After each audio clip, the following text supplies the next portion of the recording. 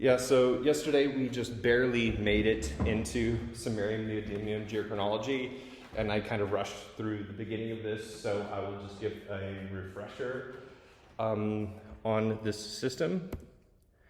So if we remember, samarium has 7 isotopes, and the one that we use in geochronology that's radiogenic is 147 samarium, and it has an abundance of 15%. So this is a much more complicated isotopic system compared to rubidium, strontium, where rubidium only has 2 isotopes, and strontium has 4. And another difference is that samarium 147 decays by alpha decay instead of beta decay. So this the rubidium strontium system and the lutetium hafnium system are both beta decay systems, whereas like uranium, this is an alpha decay system, although uranium has multiple steps in it to get it to lead. This means that we don't have an interference of 147 samarium on 143 neodymium when we do the analysis. But there are other problems and other interferences of other isotopes that cause a lot of problems when measuring the middle and heavy rare earth elements. And it has quite a long half-life, 10.6 billion years, so twice as old as the age of the Earth, roughly. And so we can use this system for extremely old minerals. We can use it for young minerals as well. Neodymium also has 7 isotopes, and I freaking changed that to be 143, and then I changed this, and then it didn't save, so. But at least the number is correct now. It's 143 neodymium, and that has an abundance of about 12%. So the parent and the daughter are roughly equally abundant in nature. So as I mentioned, that early mass spectrometers were manually operated. That meant that you had to manually operate. You would turn knobs to change the magnetic field. You'd have to manually move the detectors and the detector slits and the cones, and all this everything was manually operated. And also the temperature and the current on the filament, you would have to change that manually. And then you would set it for some time for it to analyze, and then when you wanted to analyze something else, you would have to move everything again manually to a different position. This, of course, was not very precise. It was done by the eye, basically. So computer-controlled mass spectrometers were really needed to measure the system because it needs higher precision. This is because we're measuring a very minor element, and we're measuring a trace element and a minor isotope of that trace element. So the contents are really, really low, and there are also interferences throughout all of the rare earths that make the geochronology difficult. So I talked a little bit about the geochemistry of samarium and neodymium. They're quite different from the rubidium strontium system. Most of the rare earth elements, this is being lanthanum to lutetium. Yttrium also behaves like a rare earth element, although it's not considered a rare earth element. Most of them are +3 in their valence state. So samarium and neodymium, the parent and the daughter, both have the same valence state, which means that they will behave similarly in different geochemical environments, which means that we won't get as much separation of the parent from the daughter and as much enrichment in one or the other in different minerals, which can make it more difficult developing an isochron for this system, because we need enough spread in the data in order to regress a meaningful line through it that statistically gives us a meaningful age. Both of them have a similar ionic radius to calcium, although the charge is different. So calcium has a +2 charge, whereas most of the rare earths, as I mentioned, have a +3 charge. So I'll show you that we have to do something special in order to get samarium or neodymium to substitute for calcium in most minerals. There are some minerals that are enriched in rare earth elements, mostly in light rare earth elements, like bastnasite, which is a rare earth carbonate, monazite, which is a rare earth phosphate, and alunite, which is a rare earth hydrosilicate mineral. But for the most part, samarium and neodymium occur as trace elements in most minerals. And again, they are not partitioned very strongly because their geochemical behavior is relatively similar. There is, though, a decreasing ionic radius from lanthanum to lutetium. Neodymium and samarium are not greatly separated, but samarium does have. Did I? No.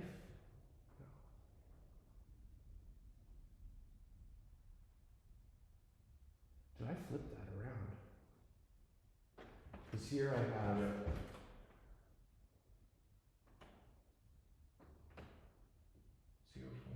Yeah, here I have neodymium as being. It seems like just the image is the wrong value because the samarium seems correct. It's just above 095 line. Yeah, I must have typed that in wrong because that is, so here's 95, so it must be 983. Yep, it should be 983, not 938. Sorry about that. This is what happens when you take a class that's being taught for the first time. So neodymium has a slightly larger ionic radius than samarium. Minerals like feldspar, mica, and apatite, they tend to prefer the light rare earth elements, ones that are a bit larger in ionic radius. So neodymium has a slightly higher preference for those minerals. Whereas minerals like garnet, pyroxene, and amphibole prefer the heavy rare earth elements with a smaller ionic radius. So garnet really prefers samarium over neodymium and is actually the mineral that it has the most enrichment in samarium over neodymium. So neodymium behaves incompatibly compared to samarium during mantle melting. And what that means is that when we talk about incompatible, it's with reference to the minerals in the mantle. So something that is incompatible in the mantle is compatible in the melt during mantle melting. So neodymium gets concentrated in the melt. Samarium stays behind in the mantle. That's the reverse of rubidium strontium. So when we produce a magma from the mantle for the rubidium strontium system, we would say that the magma is more radiogenic than the mantle, and it means that our crust is more enriched in strontium 87 relative to 86 because the crust had more rubidium in it. It's the opposite for samarium and neodymium, where the crust is less radiogenic than the mantle in terms of the daughter isotope relative to the stable isotopes. So samarium is retained in minerals like pyroxene, olivine, whereas neodymium goes into the melt. And we can also get fractionation of mafic minerals that will continue to enrich the remaining melt in neodymium as opposed to samarium, because the first minerals we form are things like pyroxenes and olivines, which take up even more of the samarium that was in the melt and continue to enrich neodymium during fractionation processes.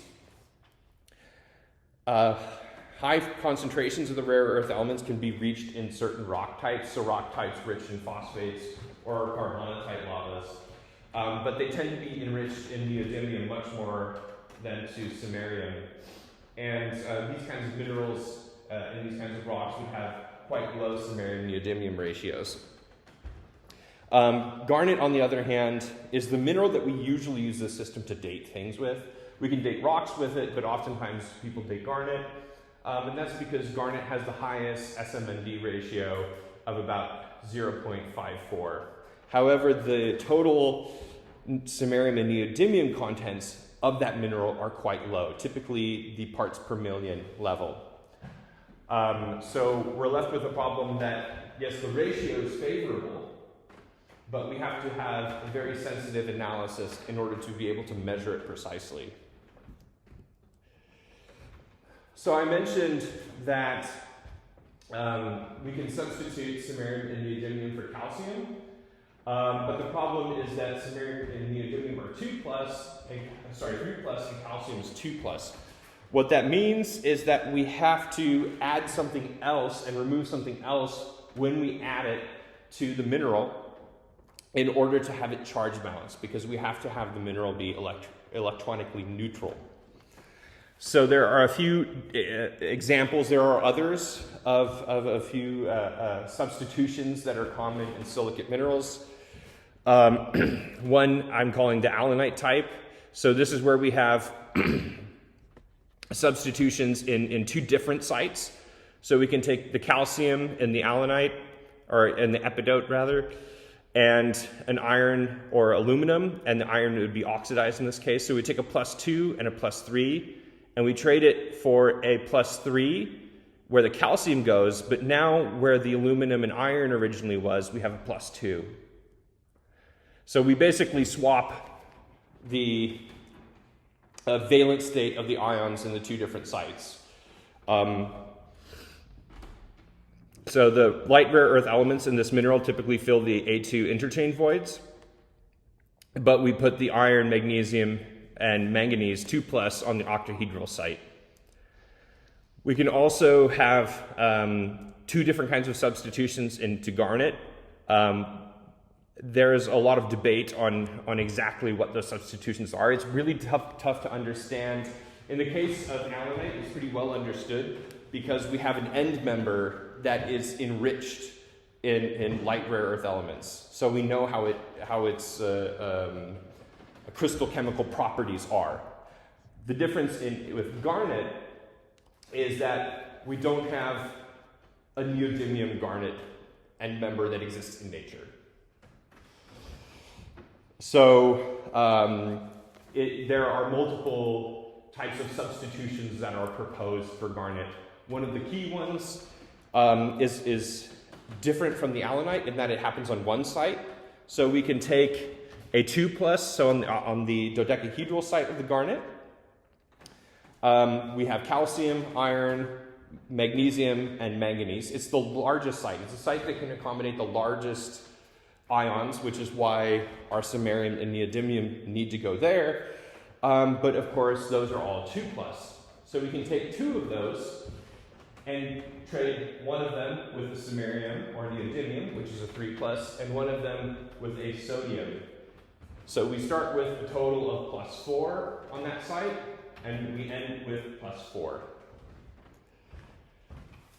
We could also do something similar to allanite, where we take something on the dodecahedral site that's +2, and something on the octahedral site that is +3, and then swap the charges so that we have a +3 on the dodecahedral site, and then a +2 on the octahedral site.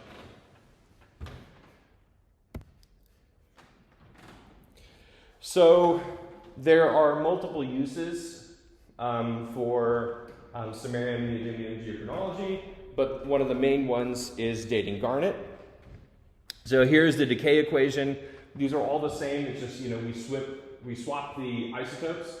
So in this case, the unradiogenic neodymium isotope that we use for our denominator is 144 neodymium, and then we have our radiogenic daughter.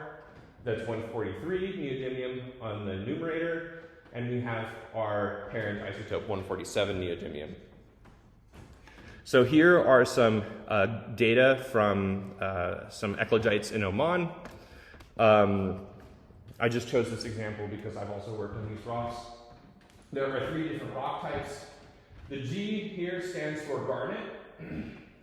So what we see here is that for this one rock, there is a garnet that has a lower initial samarium-neodymium ratio, and then some garnets that have higher. So oftentimes what is done is you separate out multiple garnets from the same rock, and you hope that they have some difference in terms of their initial samarium-neodymium ratio. One garnet maybe has a bit higher, one garnet has a bit lower, maybe one garnet has a bit more of the rim or a bit more of the core, and that allowed it to have a slightly different ratio. And then usually you also include the whole rock. So down here at initially high neodymium to samarium content, so it's not as radiogenic, we have the whole rock. And you can see here how much more enriched the garnet is in samarium over neodymium relative to the whole rock. And then depending on if there are other minerals that might contain more neodymium than samarium, like glaucophane is also included in some of these isochrons, but the minerals have to be cogenetic with the garnet in order for us to be able to date it. One thing that people typically talk about, if you dissolve the entire garnet, now you can also try to dissolve out core versus rim. This is only possible if you have a garnet large enough that you can drill out the core and drill out the rim. I'll talk a bit about this later. But if you dissolve entire garnet grains, when garnets grow, they're first typically enriched in the heavy rare earth elements, and then they develop this bell-shaped profile as they grow, where as the garnet continues to grow, there's less and less samarium around to go into the garnet, so the samarium-neodymium ratio changes as the garnet grows because there's slightly more neodymium left, although that also gets depleted towards the rim. So most garnets show this classic, what we call bell-shaped profile, where the rare earths and the heavy rare earths in the rock are basically getting depleted through time. What this means is that if we date an entire garnet, depending on the zoning, the age that we get may be more biased towards the core or the rim, depending on which part initially had more samarium, right? Because we're dissolving the whole thing together. So this calculation here is for a few different garnets. They measured the contents. They did line transects across the garnets using the laser ablation, and they measured the samarium content and the neodymium content across the garnet to see how the minerals were zoned with growth. So some of these rocks here, so this is garnet volume percent versus the percentage of samarium in the total of the garnet. I found this diagram a little bit confusing. What we see is that the first 40% of the garnet, of the volume of the garnet, has 60% of the samarium. That means that the age of this would be biased more towards the core of the garnet. This garnet from this sample here, the first 40% only has about 30% of the samarium. So this one doesn't have this classic bell-shaped profile I was talking about. In this garnet, there was something different with how the garnet grew. Maybe there's some other mineral that broke down that was holding on to those elements that broke down later in its history compared to these ones. Or there was a period of garnet resorption or something that enriched samarium in the rim of these garnets as opposed to the core of these ones. So the age of this would be more biased towards the rim of the garnet. Now this is only important if these garnets grew over a long enough time interval that the age would be of a rim-based biased garnet from the same rock would be, or the same unit would be biased differently than the core. And what we see is that this sample has an age of 79 plus or minus 3.2 million years, and these other two samples have 78 and 81. So effectively, at least within the uncertainty, this one may be more biased towards the age of the rim, and these ones may be more biased towards the age of the core, but these garnets grew fast enough that within a few million years at least, we can't tell the difference between the age of the rim and the age of the core, at least if you have a mixture.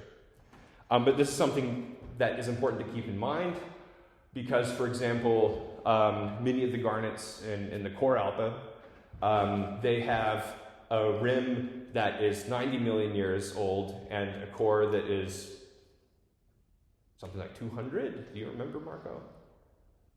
do about coral? No. Uh, No, Yeah, I can't remember the previous. not Or, these no. Sorry, it's Veriskin. It's 300, I think. Yeah. Yeah. So they can have there can be a huge age difference between the core and the rim of some garnets in like polymetamorphic rocks. And of course, if you did this technique and you weren't able to separate those physically, you would get some age that is a mixture of both of those. And you would see that it doesn't correspond in that case to any known tectonic event. Yep. So if the purple garnets in the right figure have the most samarium enrichment in the rings. Yep. Why is the purple line then in between the green and the red one there? Does that mean that somehow the samarium isotopic system is disturbed? No, I mean, Or basically that within the uncertainty of the age, that we can't tell the difference between rim and core. Like these garnets probably grew very rapidly. And whether you have a core bias or rim bias, within the uncertainty of 3 million years, we can't tell the difference. But that has to do with the slope, sorry. What has to do with, sorry, that has to do with the fact that the slopes of all of these are parallel. I see what you're asking now. yeah. So the age comes from the slope. So the fact that all of these have parallel slopes means that the age is similar. What the position relative to the others mean is that rock has, well, you can see that the rock here is shifted as well, and that the rock has both higher radiogenic content of neodymium, but also higher samarium relative to these two rocks. So what's basically happened is that line has been shifted because the bulk rock content had more samarium in it to begin with. Yeah, so the age again is causes this kind of behavior. The bulk rock amount of samarium or neodymium and the amount in the minerals causes it to go like this. So that's basically the argument to say that something happened in the system with the samarium in order to No, I think for the growth of the ring. No, there was something clearly different about how the garnets grew in this rock that allowed the rims to get more samarium, but the bulk rock is generally more radiogenic than the other two, just because it has a higher samarium neodymium ratio initially. Like if we have our line here like this, and we project this back, our initial samarium neodymium ratio is something like 1. Whereas if we project this one back, it's something like 0.2, right? So this rock just simply started with more samarium, which is why the line is higher. Yes? If we don't know that the garnet is, it's like, In 2 phases or something. yeah, in 2 phases, and we analyze it, what would be the age with that? You would get something in between the old event and the young event. And in the case of here, let's say you get something between 340 million years and 90 million years. That would correspond to no known tectonic event, right? If you got something like 180 million years, it'd be like what? So you can use some context of what you already know about the area. Also, typically when you map those garnets, and I'll show, no, I didn't actually put the images in. But you would often see that the core is texturally and chemically quite different from the rim, and there's usually an abrupt change between the two. So they often have a very different texture, these polyphase garnets. So it's always important to actually look at your rocks in thin section first and then map them on the microprobe in order to tell something about the garnet's history before you try to date them. And this is common practice to do that first. Yeah, so similar to what I showed for rubidium strontium, we can also use the samarium neodymium to calculate multiple cogenetic rocks. So for example, here are some komatiites from South Africa. There were also some felsic volcanics. And if these formed at the same time, we would get an isotopy between them that would give an age of about 3.52 billion years. So we don't necessarily need to do this just on mineral and rock separates. And we can also do it on rocks, but the problem is that if we don't have something like this, and our data are only up here, then we won't get a very precise age, we won't get a very precise intercept. So we need different kinds of rocks that formed around the same time that have quite different compositions. So this is komatiites are a very primitive melt of the mantle. They're basically the magmatic equivalent of a peridotite. So because of that, they're very high degree melt of the mantle. They have much higher samarium, whereas the felsic rocks are enriched in neodymium. So we can get a line between the two of them. But again, we have to make some assumption that these are all the same age, which is not always easy to do when you have multiple rocks. So, for example, if we take we can also do a comparison between the rubidium-strontium system for the same rock and the samarium-neodymium system. These are very, very old rocks. I don't think there are any rocks that are from like the Archean that have survived to this day without some kind of alteration or metamorphism or something happened. They're just too old. There's too much of a chance for some kind of orogenic event to have occurred to them. The samarium-neodymium system here gives this nice line. But the rubidium-strontium system shows that the komatiites these are the felsic rocks. The komatiites are down here, remember, because it's reversed. But a number of these data fall off of the line that we get from samarium-neodymium, and this shows that the rubidium-strontium system was more easily reset by alteration, like hydrothermal alteration or weathering, or by a metamorphic event compared to the samarium-neodymium system. So again, we have to make the assumption that the magmas have the same age. If they don't, we can still get something that looks like a line and misinterpret it as an age. So if we have a mixing line between two isotopically different materials, it will still produce a linear array that looks like an isocon, but it's actually a line of mixing. So along this line, it would be that the percentage of one to the other changes rather than it has something to do with the age. So some petrogenetic processes can lead to igneous rocks where the initial compositions can correlate with parent-daughter ratios.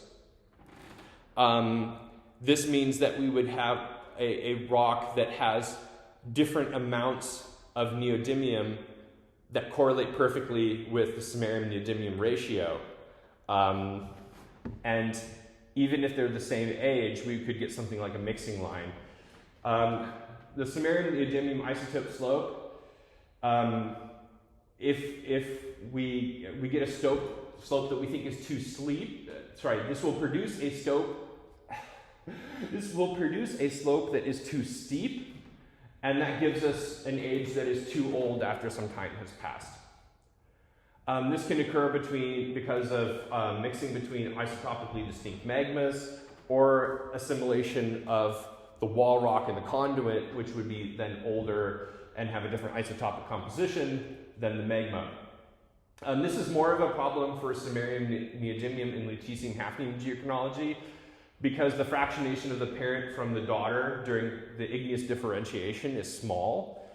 And this means that it's easy for other processes to change that ratio.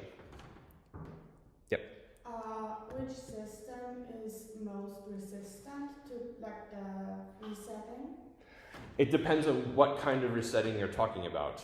And this is something, so thermal resetting, the rubidium-strontium system is more susceptible to it. But in terms of being disturbed by mixing processes, by like a magmatic process, the samarium-neodymium and lutetium-hafnium system are more susceptible. And I'll give you an example here. So imagine mixing between a modern basalt and that basalt comes up through some granite, and it incorporates some of the granite. The granite is 4.4 billion years old. Both of those rocks ultimately at some point had a mantle source, right? Everything does. But the Sumerian neodymium evolution of the granite over that 4.4 billion years is really different from the mantle. Remember, the mantle is more radiogenic, so over time, the mantle will produce a higher 143 to 144 neodymium ratio compared to the crust. So this slope in figure A corresponds to an age of 4.4 billion years. This is basically artificially calculated from mixing of these two different sources. So we have our granite that would be down here, our basalt that would be up there. Oh, sorry, no, reversed. Our granite would contribute to this being older, and the basalt would contribute to this being younger. And the mixing between these two sources results in a compositional gradient as well. So we have 143, 144 neodymium, and we see that there's also a linear trend in 1 over neodymium. So minerals that crystallize from a magma will have the same initial 143, 144 ratio, but different neodymium contents. That results in this horizontal trend that we talked about with rubidium strontium, and then through time that horizontal trend becomes increasingly sloped.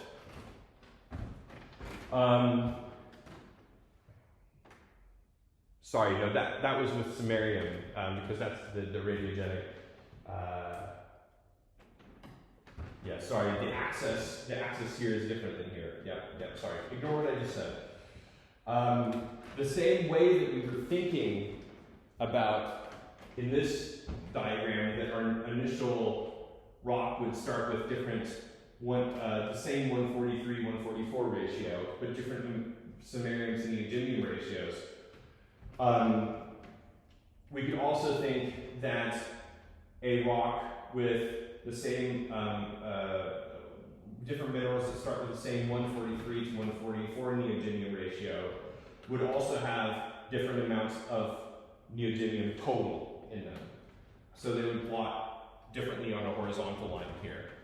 But ingrowth over time produces a trend that reflects the samarium neodymium ratio.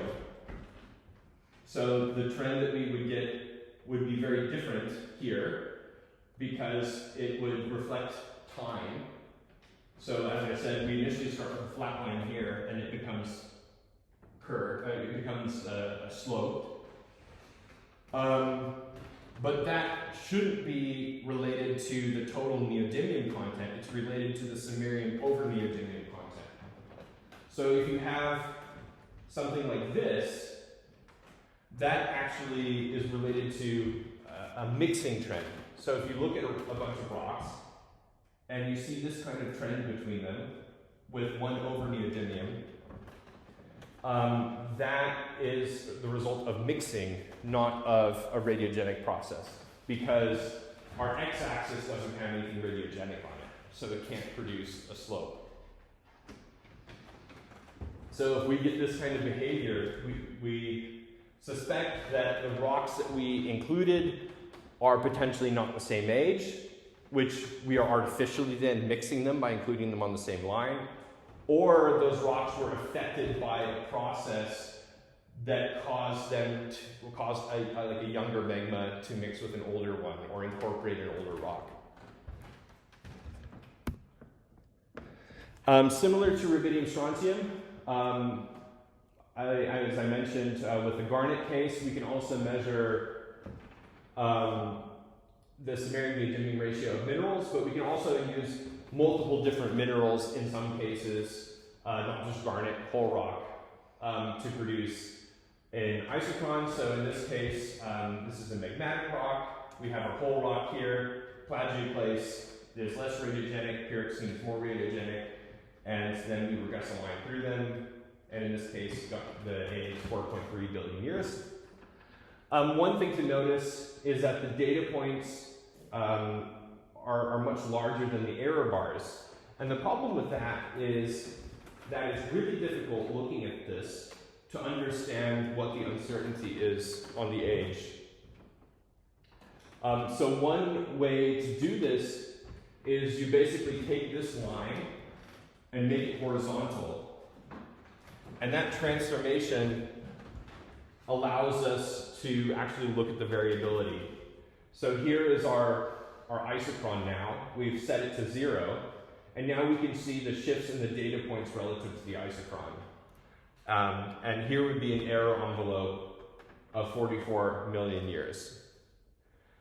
So these kinds of plots are used to be able to visualize the uncertainty better, because you will just never see it here because our analysis is so precise relative to the size of the graph.